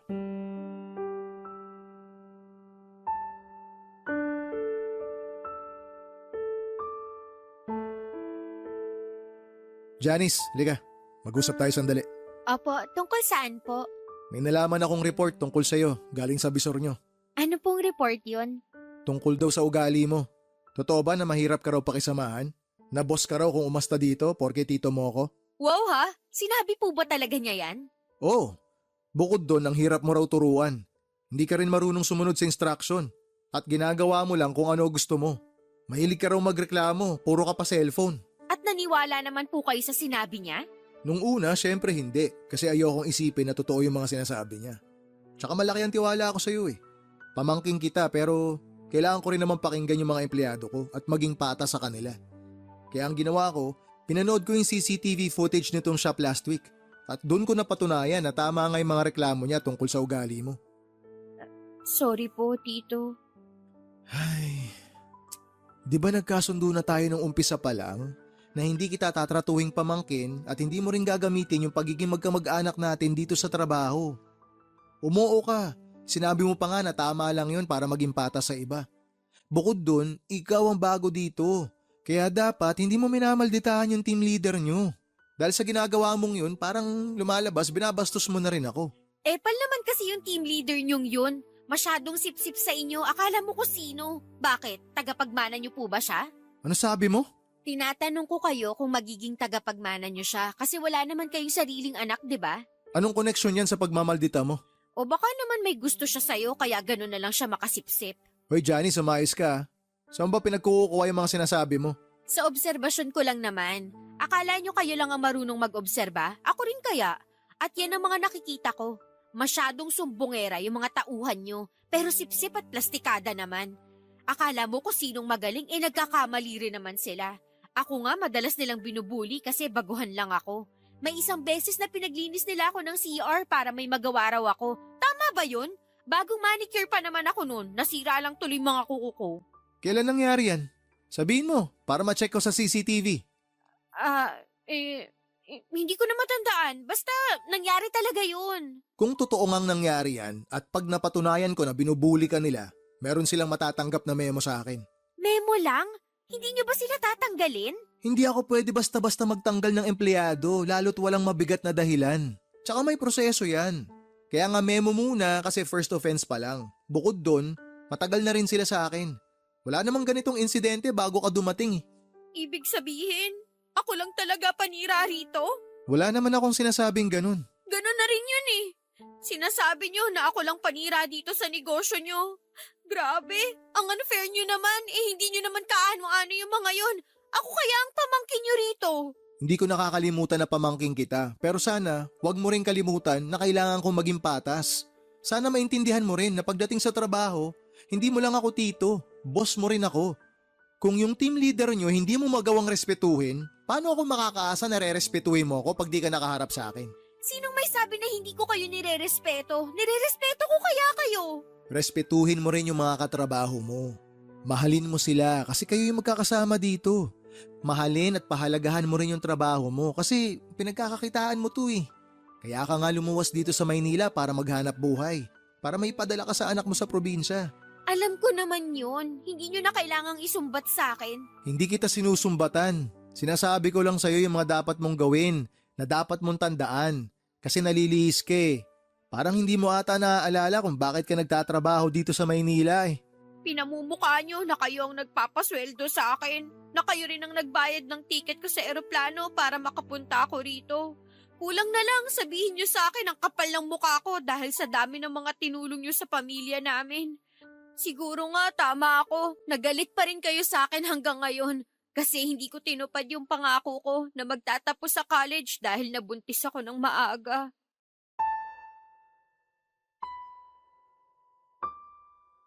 Papa Dudut, hindi ko akalain na may tinatagong ugali ang pamangking ko na noong ko pa lamang nakita.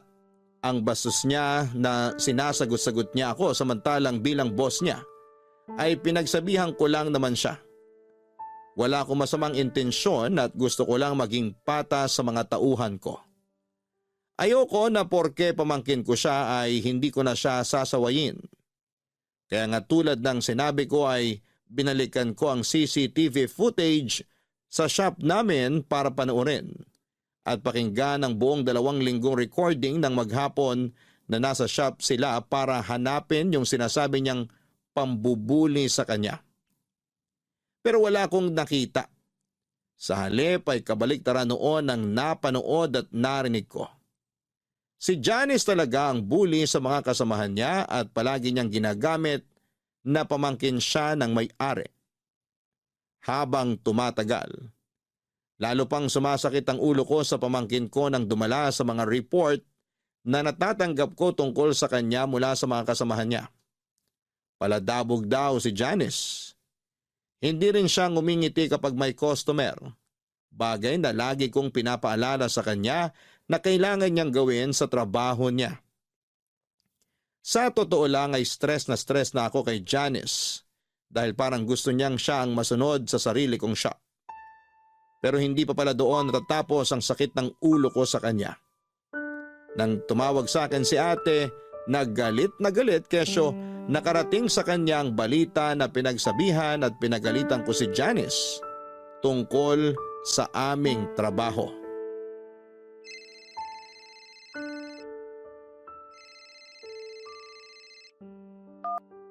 Hello ate, Hello, Ralph. ba't ka napatawag? Ano yung nakarinig sa akin na inaapay mo raw dyan yung anak ko? Ha? Huwag mo ko inaha dyan. Alam kong narinig mo yung sinabi ko. Ano yung pinagsasabi mo? Walang pang-aaping nangyayari dito. Hindi inaapi si Janice sa trabaho. Hindi raw. Ano yung sinumbong sa akin ng anak ko? Sige nga. Hindi ko alam kung ano pinag-usapan niyo. Bakit? Ano ba mga sinumbong niya sa'yo? Sinabi lang naman niya sa akin na binubuli niyo raw siya dyan. Tapos nagsumbong daw siya sa'yo. At mas kinampihan mo pa raw yung iba mong mga tauhan. Aba Ralph, sino ba sa kanila ang pamangkin mo? Oo nga, pamangkin ko si Janice. Pero walang pambubuling nangyayari sa trabaho. Ibig mong sabihin sinungaling ang anak ko? Oo, nagsisinungaling siya. Dahil ako mismo ang nag-imbestiga sa reklamo ng mga kasamahan niya. Alam mo kung ano nadiskubre ko sa anak mo? Ano? Yung anak mo mismo ang bully. Binubuli niya lahat ng mga katrabaho niya. Huwag niya subukang itanggi dahil may ebidensya ako. Meron akong kopya ng CCTV footage kung saan huling-huli si Janice na nambubuli. Pwede ko ipadala sa'yo para sabay niyong panooring mag-ina. Para maliwanagan ka na may pagkasinungaling talaga yung anak mong maldita. Baka naman pwede nating pag-usapan to, Ralph. Pamangkin mo naman yun eh. Ate mo ko, diba? Diyan kayo magaling. Kayo ng anak mo. Lagi niyong binabalandra sa mukha ko na pamilya tayo para makonsensya ako. Pero di niyo man lang ba naisip na nakakapagod kayo? Alam mo ba na hindi lang pambubuli ang problema ni Janice sa trabaho? Hindi lang yun ang issue rito. Tatamad-tamad din niyang anak mo. Bukod sa ubod ng maldita, nagmamarunong pa. Lagi pa nakasimangot sa harap ng mga customer ha. Hindi rin siya mapagsabihan. Kasi ultimo ako na tsuhin niya. Ganun-ganun na lang o sagot-sagutin niya eh. O tama ba yon? Tapos ngayon malalaman ko na gumagawa siya ng kwento para malinis ang pangalan niya dyan sa inyo. Tapos palalabasin niya na kawawa siya rito. Ano yun? Para naman akong ginagawang tanga ng anak mo ate. Pagpasensya mo na yung pamangkin mong yun. Hayaan mo, pagsasabihan ko. Nako, hindi na ako aasa na pagsasabihan mo yung anak mo. Tsaka pagpasensyahan? Sawang-sawa na akong pagpasensyahan kayo. Akala ko iba'y hilat siya ni Janice sa'yo eh. Pero mag-ina nga talaga kayo. Parehong-pareho ugali niyong dalawa. Ano namang ibig mong sabihin, ha? Ikaw naman di mo pa nakuha agad. Gusto mo pa ipaliwanag ko sa'yo. Manang-mana sa'yo yung anak mo. Yun ang ibig kong sabihin. Pareho kayong sinungaling, pareho kayong manluloko, pareho kayong manggagamit, pareho ring masama ugali nyo. Aba, hinay-hinay ka sa mga sinasabi mo dyan. Ano maghinay-hinay pinagsasabi mo? Hoy ate, wag mo ako manduhan. Punong-puno na ako sa inyo ng anak mo. Tinulungan ko kayo, pinagkatiwalaan kasi nga tulad ng lagi mong dinadahilan, pamilya ko kayo. Pero anong ginawa niyong mag-ina? Ha? Ano? Niloko niyo ako ng paulit-ulit. Ang nakakatawa dito, nagkuntsabaan pa kayong dalawa. Alam mo sa totoo lang, akala ko tama nakalimutan ko na lang yung atraso niyo sa akin eh. Lalo ka na, nung siniraan mo ako dyan sa atin. Kasi nga tinigil ko yung pagbibigay ko sa'yo ng pera nung mabuntis yung anak mo. Akala ko tama na patawarin kita eh. Kasi sabi mo nga nakaraan na yun, kalimutan na natin yun, pwede naman tayo mag-move on. Pero sa tingin ko, yun na ata yung pinakamalaking katangahang nagawa ko sa tanang buhay ko. Nakakapagod kayong tulungan kasi mga abusado kayo. Nasasabi mo lang yan dahil nakakaluwag ka. Ikaw kayang pumalit sa posisyon namin. Tignan ko kung hindi ka maging desperado para lang makaahon sa kahirapan. Naranasan ko rin naman maghirap ah. Baka nakakalimutan mo, bata pa lang tayo, mahirap na buhay natin. Iisa ang pamilyang pinanggalingan nating dalawa ate. Kaya nga nagsumikap ako eh. Hindi ako tumigil sa pag-abot ng pangarap ko. Inisip ko na isang araw may aahon ko rin ang pamilya natin sa kahirapan. Oh, ngayon meron akong savings, meron akong konting naipundar, meron akong maayos na trabaho, meron akong sariling negosyo kasi nagsumikap ako. Hindi ako tinamad na kumayod at hindi ako naging malandi katulad mo. Para sabihin ko sa'yo, narating ko to nang hindi naging desperado na gumawa ng masama at manloko ng kapwa para lang makaahon sa kahirapan. Hindi kagaya mo. Wala lang sa'yo na loko-lokohin ako, maitawid nyo lang yung katamaran nyo. Kasalanan mo talaga eh, tsaka ng baluktot mong katwiran kung bakit naligaw ng landas yung mga anak mo. Dapat ikaw yung gumagabay sa kanila eh. Pero ikaw mismo yung dahilan kung bakit sila napariwara. Grabe ka naman sa mga sinabi mo. Humanda ka.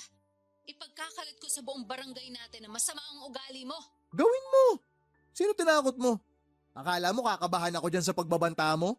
Di sige, subukan mo. Sa oras na masira yung pangalan ko dyan, ididimanda kita. Gagawin mo yon? Bakit hindi? Hindi ako natatakot sa'yo.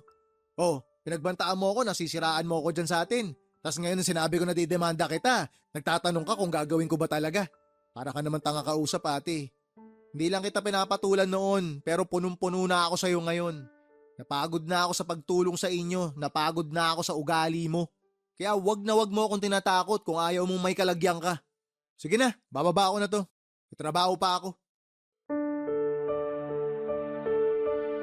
Papadudot alam ko na mali na takutin ko si ate, pero ayoko namang isipin niya na palalagpasin ko lang ang ginawa ng anak niya. Saka binigyan ko naman ng tsansa si Janice na ayusin ang ugali niya pero hindi niya pa rin ginawa yon. Unfair sa iba niyang kasamahan na nagtatrabaho ng patas. Kaya nga nag-decide akong tanggalin na lamang siya sa trabaho at pauwiin sa Jensen. Bagay na hindi na nila tinutulan ng ate ko. Ako ang sumagot ng plane ticket ng pamangkin ko pabalik sa probinsya namin at simula noon ay nawala na ako ng amor sa kanila. May mga naririnig akong balita tungkol sa kanila mula kina nanay at tatay pero lagi kong sinasabi na wala na akong pakialam. Ang totoo ay meron pa naman pero ayoko nang makialam. Dahil baka makahanap na naman ng opportunity ang ate ko na gamitin ako sa pansarili niyang pakinabang. Pagod na akong tumulong ng bukal sa puso para lang lokohin at gamitin ng pamilya nila. Bagaman hindi ko pa rin naman tuluyang pinuputol ang ugnayan ko sa kanila bilang kamag-anak, mas payapa ang buhay ko kapag limitado ang pakikisalamuha ko sa kanila. Alam ko sa puso ko na ginawa ko ang lahat para tulungan ang pamilya ng ate ko. Kaunting pagsasakripisyo lang naman ang kailangan nilang ipuhunan. Pero tamad sila. Mareklamo at walang tiyaga. Kaya naisip ko na hindi ko na sila responsibilidad. Dalangin ko na lang na may matutuhan sa buhay si ate at ang pamilya niya. Kapag nangyari yon, baka pwede ko pa ulit silang tulungan. Maraming salamat po, Papa Dudut, sakaling mapili ninyong i-area ang storya ng buhay ko. Sana po ay kinapulutan ito ng aral at inspirasyon ng mga kabarangay natin. God bless sa Barangay Love Stories and more power sa inyong istasyon at congratulations po sa mga pagkilala, mga awards na inyong natatanggap. Ang inyong forever kapuso at kabarangay, Dear Papa Dudut, good day po sa inyo at sa lahat ng mga kabarangay na katulad kong avid listener ng Barangay Love Stories. Tawagin niyo na lamang po ako sa pangalang Vito, 33 years old at nagtatrabaho bilang auditor sa isang private company dito sa Quezon City. Sa edad kong ito ay wala pa akong asawa dahil ginugol ko na sa pag-aalaga sa aking nanay na may sakit na demensya ang nakaraang 10 taon ng buhay ko. Kaya lang noong buwan ng August 2024 ay tuluyan nang namaalam ang mahal kong ina. Kaya nga naisipan kong magpadala ng sulat sa inyong istasyon upang ibahagi ang aming kwento na magsisimula noong 20 years old pa lamang ako. Tubong Cainta Rizal kami ng aking pamilya. Single parent si Nanay Cedes at mag-isa niya kaming tinaguyod ng ate Susan ko. Mananahi siya sa isang garment factory sa Taytay. At kahit na mahirap ang aming buhay ay pilit niyang nilakasan ang kanyang loob upang mapag-aral kaming magkapatid. Laging bukang bibig ng nanay na edukasyon lang daw ang kaya niyang ipamana sa amin dahil nga dukha lang ang aming pamilya. Kaya nga naging mukha siya ng pagiging istrikto sa aming magkapatid. Naunahin ang aming pag-aaral at huwag munang magpapamilya, Papa Dudut.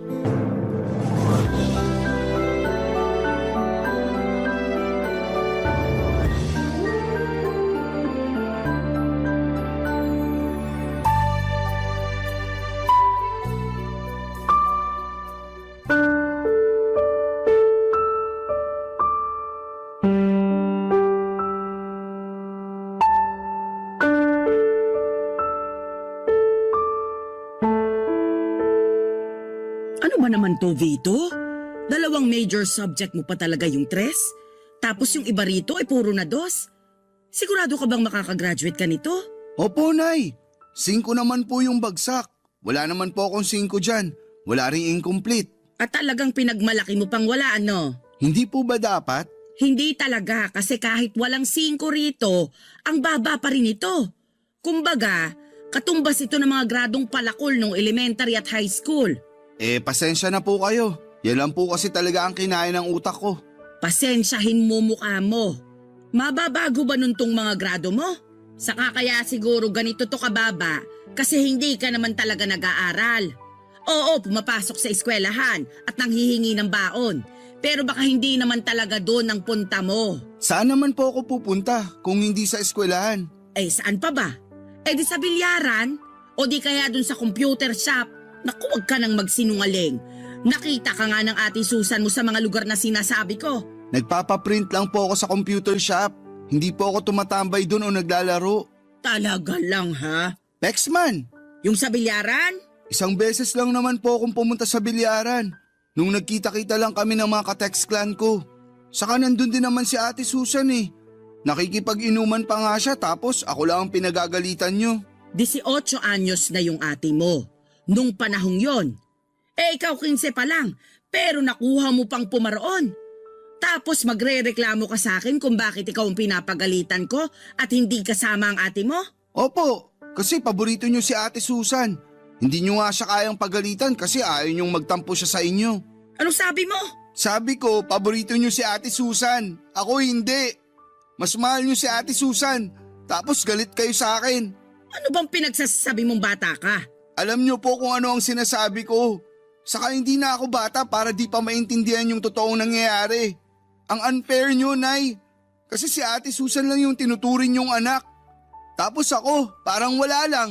Kung parang wala ka lang para sa akin, sana hindi na kita pinag-aral, pinakain at pinatira sa bahay ko. Hirap sa'yo, sumasama ang loob mo pag napagsasabihan ka.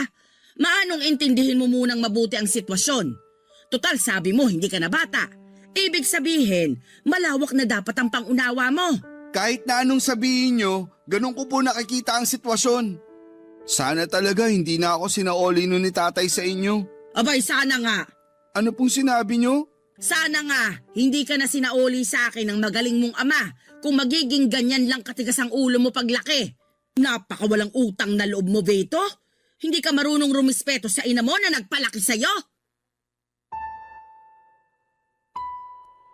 Papa Dudut Jr. ako ng tatay ko at bukod doon ay kamukha niya rin ako. Kaya ganoon na lamang ang irita sa akin ng nanay sa tuwing maaalala niya sa akin ang nambabae naming tatay.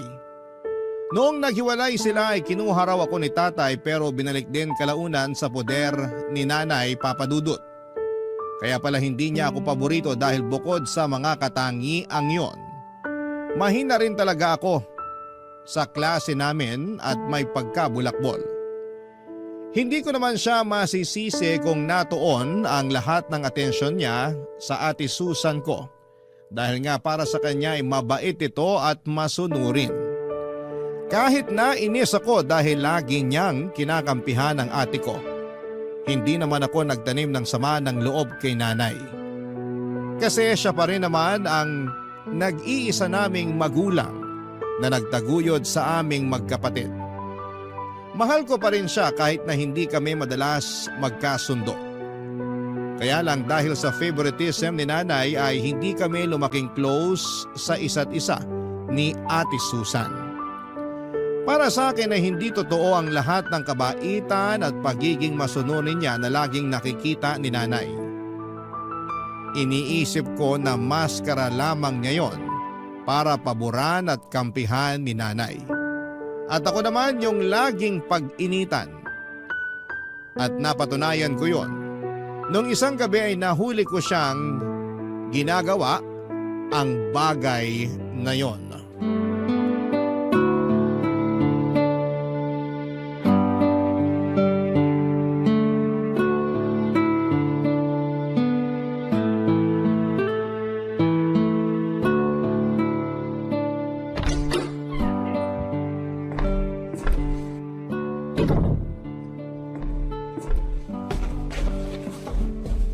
Bakit tumingin ka lang, Ate Anak Susan? naman ang tinapavito.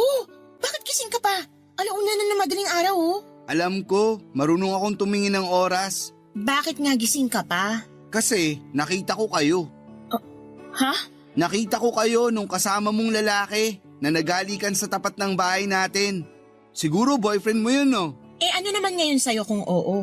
Lagot ka kay nanay. May boyfriend ka na. Bakit ako lagot? Eh nasa tamang edad na ako. Baka kung ikaw ang magka-girlfriend, ikaw pang malagot. Malamang, kasi paborito ka ni nanay kesa sa akin. Buti alam mo. Kaya kung ako sa'yo, itulog mo na lang yan. At bang kalimutan ingay mo na yun? lang yung nakita mo. Oh, bakit kising pa kayong dalawa? Nay, si ate po kasi... Nay! Ano ba kasi yon? Bakit mo naman tinatakpan ang bibig ng kapatid mo, Susan? Kasi po, aray! Bitiwan mo kasi ako! Nay, si Vito! Kinagat po yung daliri ko! Ano? Patingin nga ako. Naku, may bakas pa ng ngipin ng kapatid mo. Bakit mo yun ginawa sa ate mo? Napakabastos mo, Vito! Wala po akong ginagawa. Si Ate Susan nga yung may ginagawa eh. Anong ibig mong sabihin? Kasi po... Mabuti pa po matulog na tayo. Huwag niyo na kausapin niyang si Vito kasi malamang kung ano-ano na namang kalukuhan ang sasabihin niyan. Anong puro kalokohan? Ang sabihin mo, natatakot ka lang malaman ni nanay ang totoo. Ano ba kasi yung totoo na yon? Sabihin mo nga sa akin. Huwag niyo na po kasing alamin yun. Wala lang po yun. Eh kung wala lang yon, hindi ka dapat matakot. O ano na Vito? Naiinip na ako sa sasabihin mo. Nakita ko pong may kahalikang lalaki si Ate Susan kanina. Hinatid po siya dito nun sa bahay. Tapos inamin ni ate na boyfriend niya yun. Ano ka mo? Totoo ba yung sinabi ng kapatid mo? Siyempre po hindi. Anong hindi? Galit nga si nanay sa mga sinungaling. Kaya bakit ako magsisinungaling? Totoo yung sinabi ko. Kitang-kita ng dalawa kong mga mata. Tumigil ka na nga. Napakasumbongero mo. Huwag mong pagdiskitahan ng kapatid mo. Kausapin mo ako, Susan. Ano pa po bang pag-uusapan natin? Alam ko na kung saan yun pupunta. Kung ganon, totoo nga na may boyfriend ka na? Abay, kabilin-bilinan kong wag na wag ka munang magbo-boyfriend. Pero hindi mo ako sinunod. Ilang buwan lang naman gagraduate ka na sa kolehiyo. Hindi ka pa talaga nakapaghintay. Sawang-sawa na ako maghintay at sundin kayo. Puro na lang kayo pagbabawal na para bang mapapasama ako pag nag-boyfriend ako. Nakakapagod na kayong sundin. Ikaw pa talagang napagod ako. Tinanong mo ba kung ayos lang? Ang tanging hiling ko lang naman ay magtapos muna kayo ng pag-aaral ni Vito bago kayo makipagrelasyon. Akala ko pa naman naiintindihan mo, pero mas masahol ka pa sa kapatid mong matigas din ang ulo. Bakit na naman po ako nasali sa usapan? Si Ate Susan po yung may kasalanan. Kaya siya lang ang dapat niyong pagalitan. Damay ka na doon dahil pareho kayong pasaway at sakit sa ulo ko.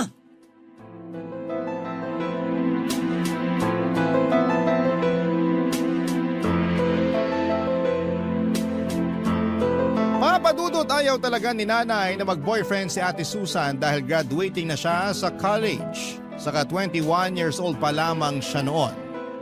Pakiramdam kasi ni nanay lahat ng mga lalaki ay manloloko katulad ng tatay namin. At para sa kanya ay agrabyado si Ate Susan dahil babae siya sakaling mabuntis, lokohin at iwan siya ng boyfriend niya. Bukod doon ay mahirap daw kasi kung may anak na kaya hanggat maaari unahin muna namin ang pag-aaral at pagtatrabaho. Kaya nga noong nahuli ko si ate na may kahalikang lalaki ay wala naman talaga akong intensyon na sabihin yon kay nanay. Plano ko lang sanang gamitin ang nalaman ko para mapasunod si Ate Susan. Kaso nangyari na nga ang hindi dapat mangyari. Galit na galit sa akin ang ate ko kasi sinumbong ko raw siya sa nanay namin kaya naman pinagbantaan niya ako. Na mananagot ako sa kanya. Nung una, papadudot ay hindi ko pinansin ang pagbabanta niya dahil ako naman ang pwede niyang gawin. Kaya lang isang araw nang pauwi na ako galing sa eskwelahan ay may grupo ng 3 lalaki na humarang sa akin. Yung isa doon ay namukhaan ko na lalaking kahalika ng ate ko. Siya yung humablot sa bag ko at nagdala sa akin sa may talahiban. Siya rin ang tumulak sa akin sa may putikan. Yung isa naman ay sumipa sa akin sa tiyan tapos yung isa naman ang sumabunot sa akin. Pagkatapos noon papadudot ay tuluyan na nila akong binugbog upang turuan daw ng leksyon. Barangay Love Stories. Barangay Love Stories. Papadudot hindi naman ako napuruhan sa pambubugbog sa akin ng boyfriend ni Ate Susan. Kasama ng mga tropa nito. Tinuruan lang daw nila ako ng leksyon dahil masyado akong madaldal. Kaya lang na-trauma naman ako. Alam ko na si ate ang may pakana ng mga bagay na yon kaya naman galit ako sa kanya. Hindi ko siya pinapansin kapag nasa bahay kami o kung minsan ay padabog ko na lamang na sinusunod ang mga utos niya para wala ng gulo.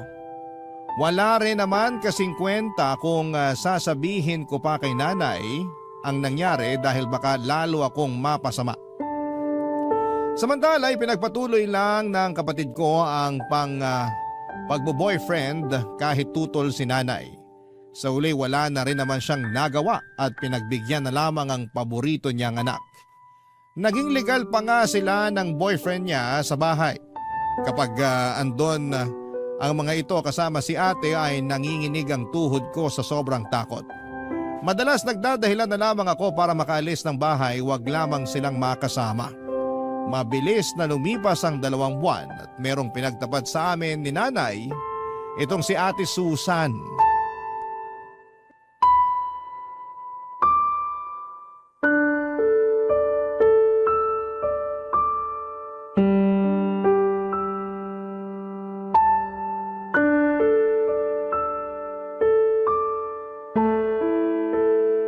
Nay, aalis na po ako. Magsasama na kami ng boyfriend ko. Ano? Paano na lang ang pag-aaral mo?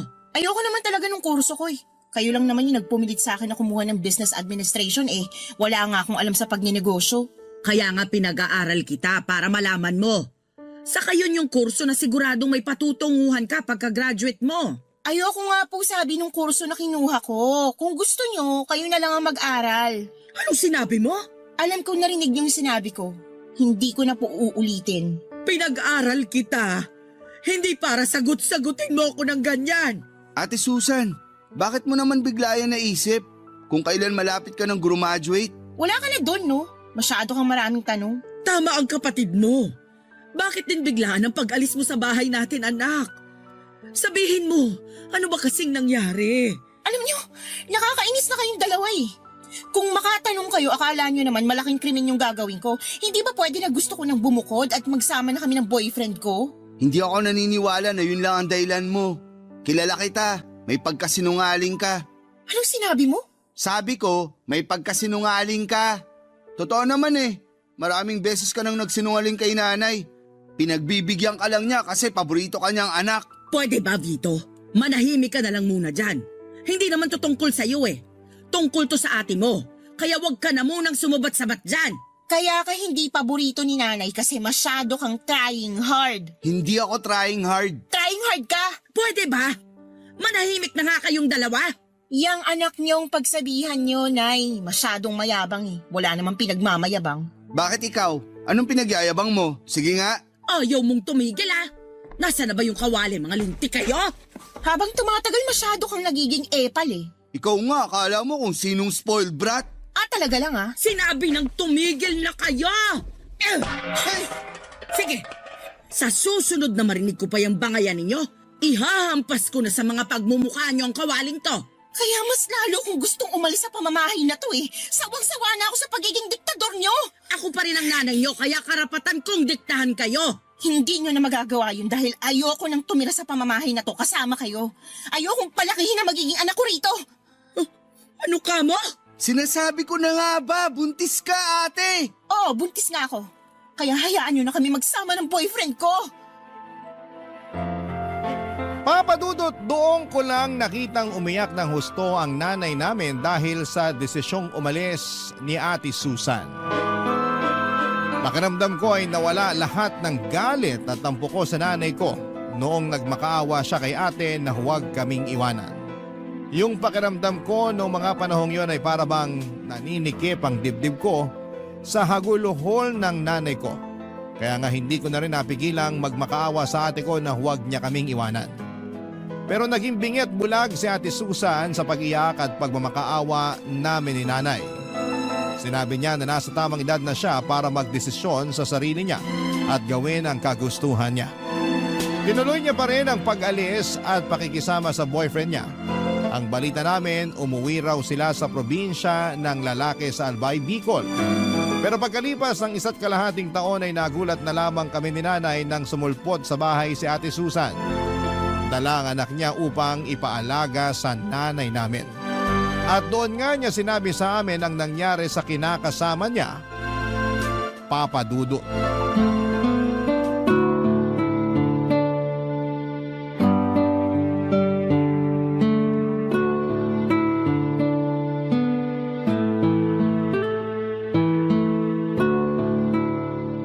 Grabe yung iyak ng apo ko. Akala mo naman inaaway. Buti na lang talaga napatulog ko na siya. Kaya nga, Nay. Pareho kaming walang maayos na tulog kasi hindi siya komportable dun sa bus eh. Kaya nga pagkatapos nating maghapunan, magpahinga ka na. Bakit kasi hindi kayo nag-text na uuwi pala kayo rito? Sana nasundo ko man lang kayo sa terminal. Ayoko namang makaabala sa inyo ni Nanay. Hindi ka naman nakakaabala, anak eh. Pero tama rin naman si Vito. Kung alam lang namin na magbabakasyon kayo rito ng apo ko, sana nakapaglinis man lang ako ng bahay. Ang totoo, hindi naman po kami magbabakasyon dito. Umuwi kami rito kasi dito na kami titira. Bakit? Anong nangyari? Oo nga ate. Saka, nasan ang kinakasama mo? Nandun sa Bicol, iniwan ko. Ano ka mo? Iniwan? Ibig sabihin, hiwalay na kayo? Parang gano'n na nga. Masyado kasi siyang mamas boy.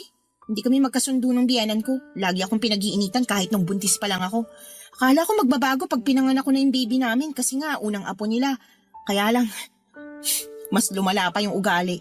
Nalaman ko na lang na lagi pala akong pinagchichismisan ng kapitbahay na kesyo ganito lang ako, ganyan. Sinisisi ako kasi hindi raw nakapagtapos sa pag-aaral yung anak niya. Ay baliw pala siya eh. Ako ang harapin niya nang makita niyang hinahanap niya.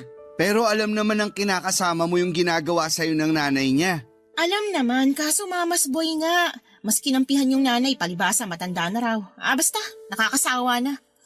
Akala niya yata ako yung klase ng babae na magtitiis kasama sa pamamahay nila yung nanay niyang sala sa init, sala sa lamig. Kaya nilayasan mo sila, tanga yung anak mo, ganun. Oo, Ibang klase ka rin eh. bakit ba? Hindi ba kayo masaya ni nanay na umuwi na ako rito sa bahay? Wala naman akong sinabi na hindi kami masaya. Parang nung huli nating pagkikita, nagmamakaawa pa kayo na wag akong umalis. Ngayon na nandito na ako kasama yung anak ko para namang pinagsakloban ng langit at lupa yung mga mukha niyo. Huwag mo na lang pansinin si Vito. Lagi namang mukhang pinagsakluban ng langit at lupa yung mukha ng kapatid mo eh. Basta anak, masayang masaya ako kasi sa wakas, nandito na ulit kayo sa bahay ng apo ko. Sobrang miss na miss ko na kayo, naku lalo ka na. Miss ko na rin po kayo, Nay. Ano nang plano mo ngayon? Pwede bang bukas na lang ako magplano? Kasi kita mo na nga pagod na pagod kami ng anak ko sa biyahe, makatanong ka dyan. Huwag ka mag-alala kasi may pera naman ako na itatabi. May pang-ambag ako kahit man lang sa pagkain natin. Akala mo yata nagbakasyon na ako dun sa Bicol. Nagtitinda-tinda naman ako ng ice candy tsaka yelo nung summer kaya kahit papano may kinita ako. Kung yun ang inaalala mo.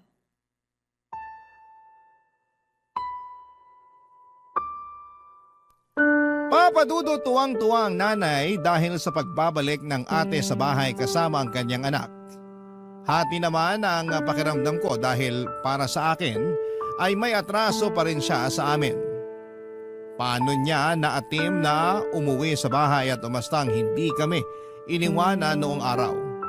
Ni hindi nga siya nagsorry sa pag-alis niya at ewan ko ba naman sa nanay ko kasi nagawa niya pa rin patawarin kagad ang ate ko.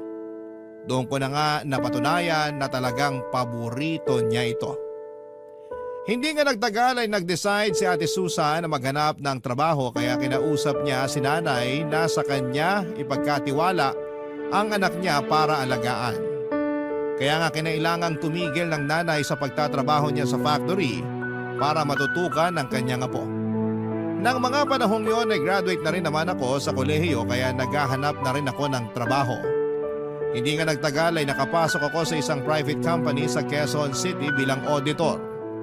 Nakapasok naman si Ate Susan bilang quality control inspector sa isang planta sa Pasig. Simula noon ay dalawa na kami ng ate ko ang naghahanap buhay kaya lang ay napansin ko na hindi siya patas. Lalo na sa mga hatian namin ng gastusin sa bahay. Minsan ay hindi siya nag-aambag. Kaya madalas kaming kapusin. Bukod doon, Papa Dudut ay nagbubuhay dalaga na ang kapatid ko at tuluyan ng pinaubaya sa nanay namin ang pag-aalaga sa kanyang anak. Bagay na labis kong kinakainis, Papa Dudut. Ang lagi niyang dahilan ay malungkot siya dahil sa nakaraan. Barangay Love Stories. Barangay Love Stories. Papa Dudut, dahil sa pagbubuhay dalaga ni Ate Susan ay lagi kaming nagtatalo tungkol sa hindi niya patas na pagbibigay ng pera kay nanay para sa mga gastusin sa bahay. Kaya lang lagi akong pinagsasabihan ng nanay namin na unawain ko na lamang ang ate ko dahil nga meron itong pinagdaraanan. At may anak na rin naman ito na ginagastosan. Sa totoo lang ay inis na akong unawain si ate. Dahil paano naman ako? Lagi na lang damdamin niya ang mahalaga. Paano naman ang sa akin? Nagdaan ng 3 buwan na balitaan namin na umuwi raw sa kainta ang tatay ng anak ni Ate Susan para kausapin siya at suyuin na makipagbalikan sa kanya. Ayaw nga ni nanay na magkabalikan sila matapos ang nangyari sa kanila sa Bicol. Kaya lang ay hindi naman namin hawak ang pag-iisip ni Ate Susan. Sa huli ay nagkapatawaran sila ng kinakasama niya at nagdesisyon na mag-live-in ulit, Papa Dudut. Dahil doon ay nagalsabalutan ang kapatid ko at naulit na naman ang senaryo noon kung paano niya kami iniwan ni nanay, Papa Dudut.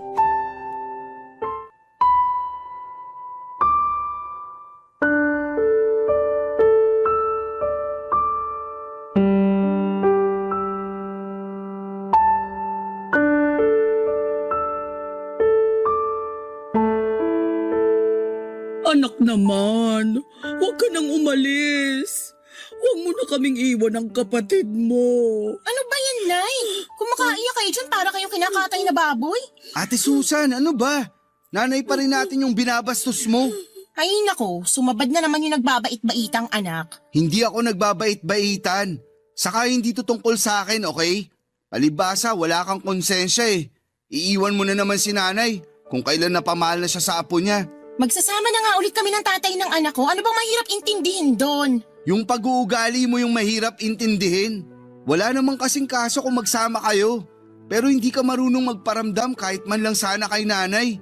Hindi ka tumatawag o nagte-text. Hindi ka marunong mangamusta sa amin dito sa bahay. Maiisip ko pa ba yun? May anak nga akong inaalagaan. Hindi katwiran yun. Ang sabihin mo, wala ka na talagang respeto sa nanay natin. Oh, tapos ngayon, aalis ka na naman. Sigurado ako na hindi ka na naman magpaparamdam sa amin ni nanay. Magaling ka lang pag may kailangan eh. Doon ka lang namin nararamdaman. Nasasabi mo lang yan kasi hindi mo pinagdadaanan yung mga pinagdaanan ko. Hindi ko na kailangan pagdaanan yung mga mali-mali mong desisyon sa buhay. Anong sabi mo? Pwede ba? Tama na nga yung pagtatalo ninyo. Hanggang ngayon ba naman parang bata pa rin kayo mag-away? Baka nakakalimutan ninyo. Magkapatid kayo. Si Vito yung pagsabihan nyo, Nay. Siya lang naman yung masyadong epal eh. Akala mo kung sino makapagsalita porque mas malaking kinikita? Hindi ako nagmamalaki sa'yo. Saka pinagtrabahuan ko lahat ng meron ako. Sus, ngayon lang yan. Mawawala rin yung yabang mo. Tumigil na nga kayo. Huwag na kayong mag-away. Naririndi na ako sa mga boses ninyo. Kung gustong umalis ni ate, hayaan nyo na lang, Nay. At bakit ko gagawin yon? Ayoko ngang mawala ang ate mo. Ayoko ring mapalayo sa apo ko. Tigilan nyo na nga po yung pagiging madrama nyo. Hindi naman kami titira sa ibang bansa. Dito pa rin kami sa Pilipinas. Malayo nga lang sa bahay natin. Kung bakit ba kasi babalik ka pa ulit sa Albay?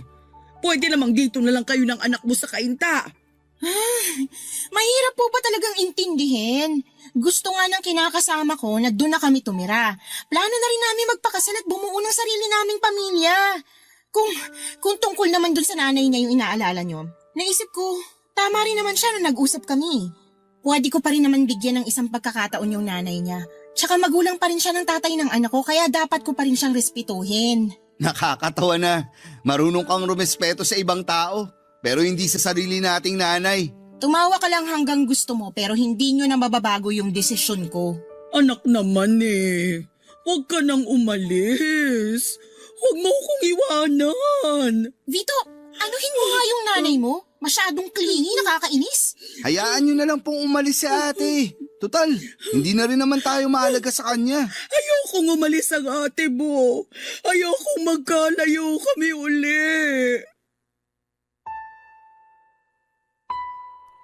Papa Dudut, sa ikalawang pagkakataon ay iniwan kami ni Ate Susan. Umalis siya nang hindi man lamang lumilingon sa umiiyak at nagmamakaawa naming nanay.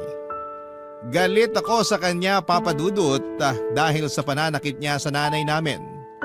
Napakawalang respeto niya para magdesisyon ng ganon na lamang. Sa totoo lang ay malungkot din naman ako sa pag-alis nila ng pamangkin ko. Pero mas nanaig sa akin ang pagkadismaya sa kanya.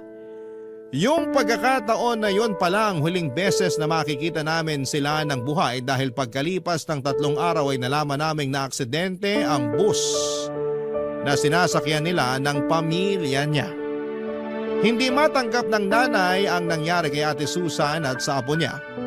Labis-labis naman ang pagsisisi ko dahil hindi ko pa piniling makipagkasundo sa sarili kong kapatid ng mga panahong may pagkakataon pa sana. Hindi nyo rin naman ako masisisi at hindi kasi talaga kami lumaking malapit sa isa't isa. Kaya nga humingi talaga ako ng tawad sa harapan ng kabaong niya at nangako na hinding-hindi ko pababayaan si nanay habang nabubuhay ako. Mabilis na nagdaan ang 1 taon. Nagsunod-sunod ang pagkakasakit ni nanay hanggang sa makitaan siya ng maagang sintomas ng demensya at tuluyan na ngayong lumala at magprogreso sa paglipas ng mga taon. Pero Papa Dudut, hindi ko sinukuan si nanay. Hindi ko siya iniwanan. Nanatili ako hanggang sa mga huling sandali niya para ipaalala sa kanya na mahalaga siya sa akin at kung gaano siya kaimportante. At syempre, kung gaano ko siya kamahal.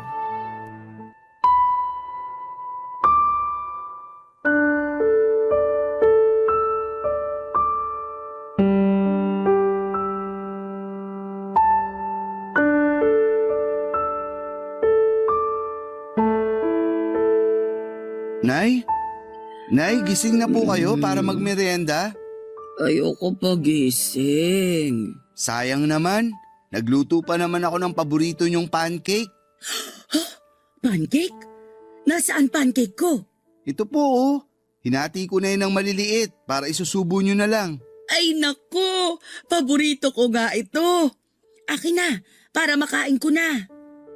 Ay teka, sino ka ba? Paano ka nakapasok sa bahay ko? Nako, si nanay. Nakalimutan na naman ako. Hindi kita nakalimutan. Hindi lang kita maalala. O sige po, magpapakilala ulit ako. Ako po si Vito, anak niyo. Vito? Anak ko? Opo, yung bunso niyo. Wala talaga akong maalala na may anak ako na pangalang Vito. Pero meron akong naaalala na may anak ako. Kaya lang hindi Vito ang pangalan niya. Ano po? Susan! Ah, si Ate Susan po. Oo! Nasaan na ba si Susan? Parang matagal ko nang hindi nakikita yung anak kong yun. Kasi po. Kasi ano? Sige ka! Hindi ko kakainin tong pancake pag hindi si Susan ang nagpakain sa akin. Ay, kasi po, Nay, ano? Ano nga? Wala na po si Ate Susan. Ano wala na si Susan? Imposible naman yun. Kahapon lang nagkita kami. Ginawan pa nga niya ako ng pancake tapos sabi niya, kakainin daw namin ng sabay yung ginawa niya. Baka panaginip niyo lang po yun. Kasi matagal na pong patay si Ate Susan. Hindi patay si Susan. Nagsisinungaling ka lang. Hindi po ako nagsisinungaling. Pero naiintindihan ko po kung hindi nyo na matandaan. Pasensya na po kayo kung sinabi ko pa. Sabi na hindi totoong patay ang anak ko. Pero saan ba kasi siya pumunta? Hindi ko po alam pero kapag kumain kayo baka bumalik na po siya. Talaga? Opo. Kaya kumain na po kayo ha? Kaso gusto ko si Susan magpakain sa akin. Si Ate Susan po magpapakain sa inyo sa susunod. Pero sa ngayon, ako na lang po muna. Promise? Si Susan sa susunod Opo, promise po. Yay! Subuan ko na po kayo.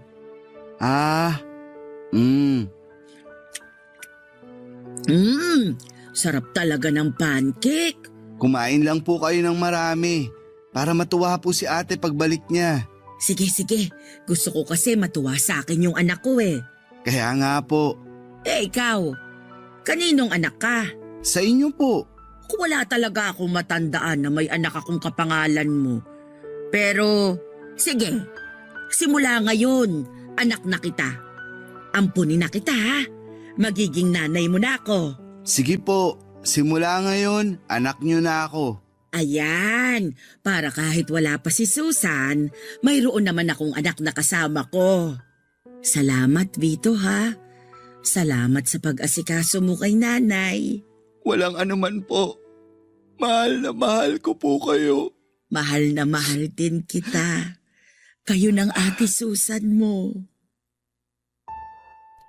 Papa Dudut, iyon ang mga huling sandali ng nanay kapiling ako. At pagkalipas lang ng 1.5 buwan ay tuluyan na siyang kinuha sa akin ng Panginoon. Napakalungkot ng mga panahong yon dahil nag-iisa na lamang ako sa buhay. Pero masaya naman ako dahil binigyan ako ng tsansa na alagaan si nanay hanggang sa mga huling sandali niya.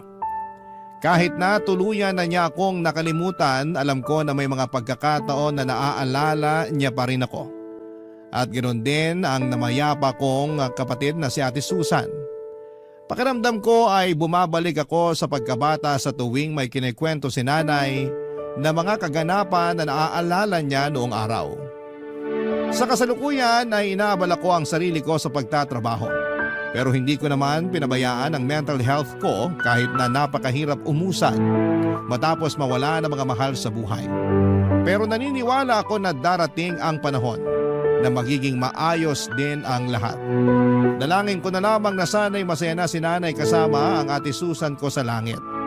Hindi na sila mahihirapan at hindi na rin sila magkakahiwalay pa. Hanggang dito na lamang po ang sulat ko at sana'y mapili ninyong i-ere sa Barangay Love Stories. God bless po sa inyo at sa inyong istasyon. Ang inyong forever kapuso at ka-barangay, Vito.